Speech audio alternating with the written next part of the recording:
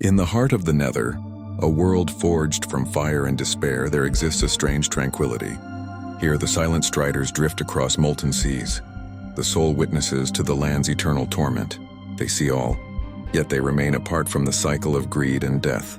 Our story begins with one such witness, observing a lone figure moving through the crimson gloom. He is Kale, a young piglin driven not by mere survival but by a burning ambition. In his world, gold is status, gold is strength.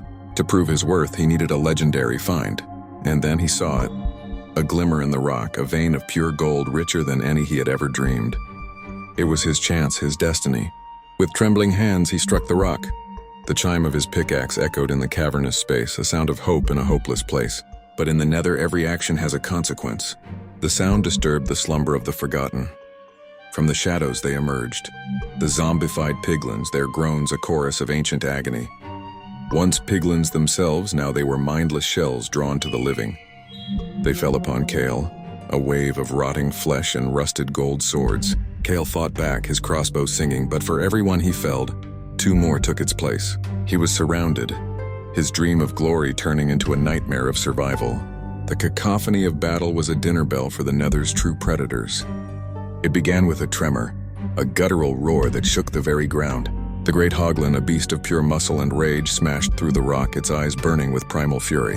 At its side was the twisted zoglin, its zombified form an aberration of nature, even more relentless than its living counterpart. They cared not for gold or past lives, they cared only for the hunt.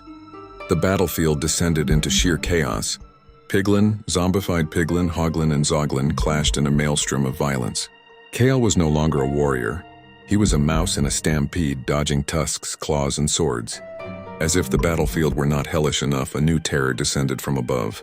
The sorrowful ghast, a ghostly leviathan of the air, let out its mournful cry. It was a sound of despair that promised only fire.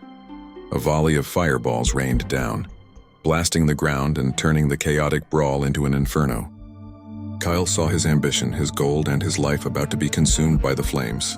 In that moment, clarity struck. This treasure was a curse.